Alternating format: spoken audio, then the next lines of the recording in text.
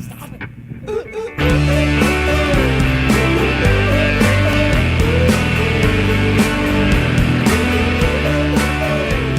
Hey guys, it's Michael Levine. I wanted to try something a little different, and moving forward, if this works out well, I hope we can do more of this. I want to respond to a email that was sent to me, and I get a lot of messaging from people. A lot of people think that I have a valid opinion on stuff, so they want to hear what my opinion is on their situation. I actually have several people that I mentor. I get messages almost every day on Facebook and through my blog of people asking me advice, and it's pretty cool that people think I have the answers or care about what my opinion is on their situation. I think that's pretty cool. There's a lot of people who also write me, and not quite as much on a daily basis, but fairly regularly, telling me that I'm a insufferable dick. And so I get a bit of that too. Either way, when people write me, I generally respond to them unless they're super mean, and then I might just have a chuckle with them and maybe try to push them a little harder. Anyways, I wanted to respond to this one because I thought this was a good start. And moving forward after this, maybe if you're interested in me talking about your situation, you can fire me off an email at michaellevinehair@gmail.com or through my blog at michaellevinehair.com. And you can just message me that way, and I'd be happy to talk to you about what your situation is. So I'm going to read this one. This is from Andrea in Portland. I love your honesty and candor when you wrote this. I'll just skip all the nice stuff. Okay. I own a lease salon. 90% of the salons in the area are set up this way, and frankly, I get so frustrated with it because I, like you, have very high standards and have been in the industry for 20 years. I've always strived for the next level, working with some of the top artists of our time, and my passion for hairdressing runs deep. I effing hate running a lease salon, yet see every salon that is employee-based around me either closing or reducing their investment in training their staff over time because of the relentless work to try and stay open. As a booth rent salon, I have a better situation than most. My staff are very talented, get along, don't bitch too much, and do want that sense of team that is essential to survival. I don't have much room to whine, but it is so hard. On my end, this is what it looks like. A stylist comes to my salon full of full of beans, and they usually have a story, one that involves the last employer wrongdoing them in some way. They just want out. They want to have some freedom. I see that they have experience and a nice portfolio. Okay, maybe this will work out. I'm reading as Andrea here. But now here's the hard part. They still expect all the hand-holding that they were accustomed to. And here's now where she quotes the hairdressers. But you can't tell me what to do, what to wear, how to act, when to leave, when to show up. They say things like, who got the last new client? Why should I have to clean up? I should be able to wear a bra as a shirt. You're not the boss of me. By the way, can you talk to so-and-so for me? And can you deal with my client who's complaining? And can you teach me how to do X, Y, Z? Can I sit in on your classes that you teach your assistant? And can you help me formulate my color? I have a dream of opening a commission salon very soon. My goal is 2017. I'm great at what I do. My lease salon has been thriving since 2005 with a staff of 13 in a very nice area. I'm what most people would consider successful, yet I'd give it all up tomorrow to start over in a smaller space with staff that were doing things for the sake of honest intention and love of the craft and a standard of excellence that I aspire to. I thoroughly enjoy mentoring, yet I'm terrified. I'd love to chat with you. Okay, my question to you would be this. How can we stop cannibalizing our industry? How can we find a way to make this dichotomy cease to exist? I'm going to have to look up dichotomy. Maybe the first step is to get both sides of the equation to finally start putting their heads together. Super fantastic letter. And first of all, I just want to touch on a couple of things.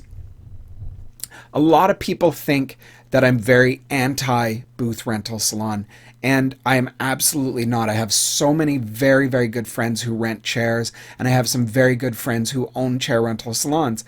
I'm not anti-chair rental, and I absolutely understand why chair rental is so prevalent, particularly on the West Coast. And I know for me, when I was a young hairdresser, and kind of a super busy hairdresser. Well, I thought I was a super busy hairdresser.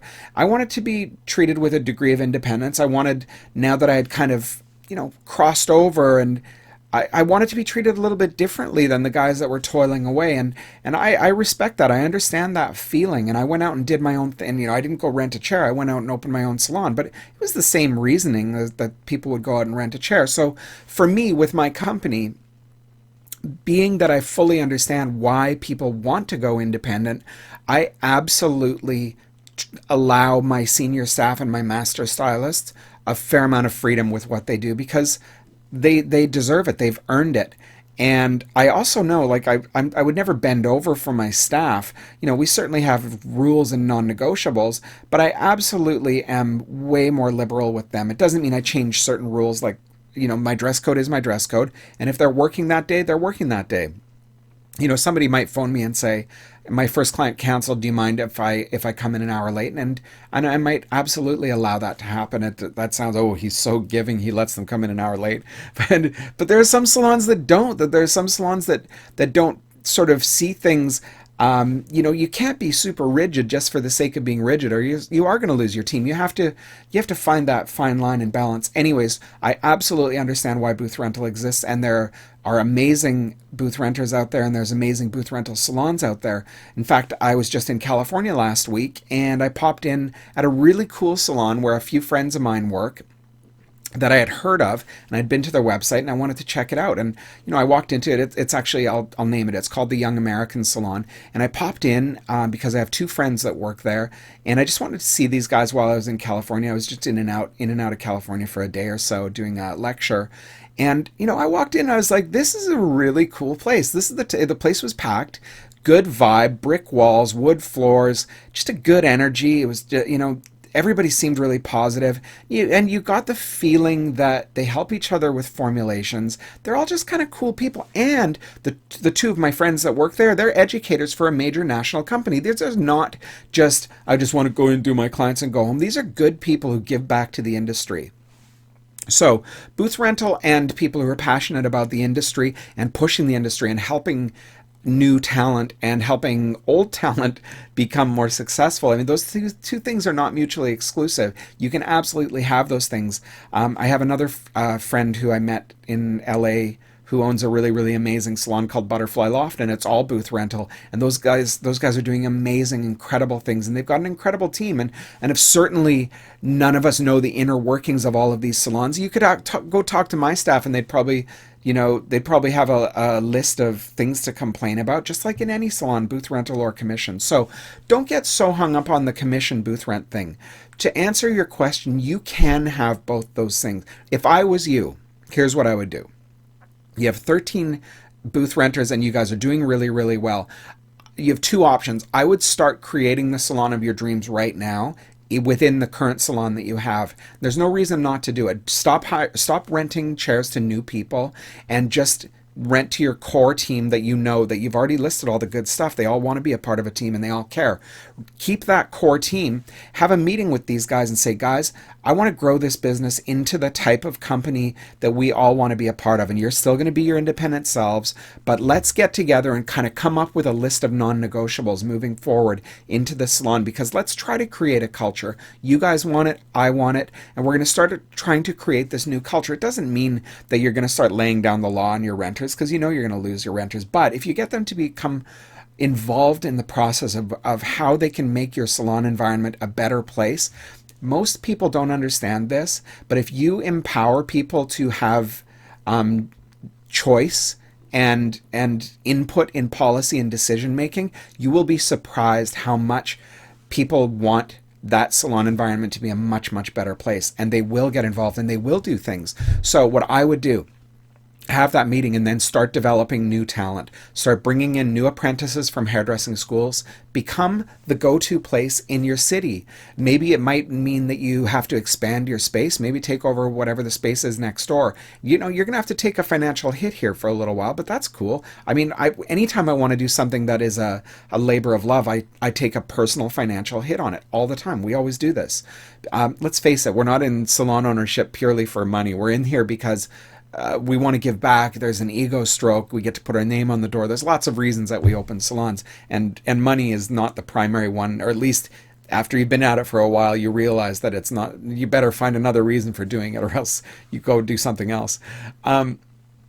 Anyway, so start building that team and develop that talent and give them a chair and hold their hand and make them an employee or a commission stylist or maybe salaried stylist, whatever it is you want to do for that first 3 years or something like that until they hit a financial goal. Whether, I'm just going to throw arbitrary numbers out, but say once they start hitting 6,000 a month, then you say, okay, as soon as you hit 6,000 a month, then you get to go booth rental, and here's what your rate's going to be. Or maybe it's higher, I don't know. But anyways, that's what I would do, and start building your culture that way. And the thing is, these guys have grown, come straight out of hairdressing school and grown in your business under your guidance in your environment. And they're going to further your culture. It's not like they're going to say, woohoo, now I'm rental. I'm not going to do any of the things that I did for the previous 3 years, and now I'm never going to lift another finger to help further this company. They absolutely will, because just because their pay structure is different and they have a little more leeway with when they come and go, doesn't mean they're all of a sudden going to not care about the environment anymore. And this is what I would do, is start growing your business this way. And who knows? I mean, it may be that you keep it as rental. Maybe you start displacing the renters if it's going really, really well with employees. I don't know, but that's 3 to 5 years away.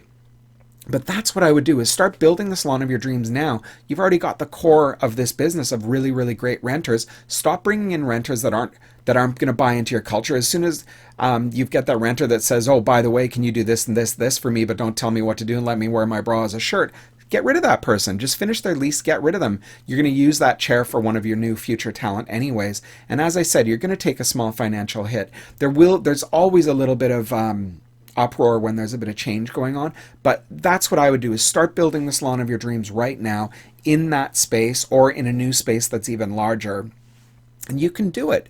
And you'll be really, really surprised that your team comes together. Maybe you allow the new talent to assist for one of these renters for a day as part of their training. And it's like, hey, guess what? You're going to get a free assistant for the day. Amazing. They're going to be thrilled. They don't have to do their shampoos or their rough dries or something like that, or take colors down. Incredible. They'll be totally happy. You can build that culture right now. Rental, commission, it doesn't matter. It doesn't matter what the pay structure is. Start building the salon of your dreams right now. So that's my first response to an email sent to me. And if you liked the vibe of this, and if you have something interesting to write me, I can't say that I'm going to respond to everything. I've got a ton of backlog of stuff that people have written me that I can dig up if none of you want to send me anything good. But if you want to send me something, send something to michaellevinehair@gmail.com or michaellevinehair.com through my blog. And don't put me on any weird mailing lists, please. I already have enough of that stuff in my inbox. Anyways, have a wonderful day. I hope you enjoyed this one. Don't you go and cut your hair. Do you think it's gonna make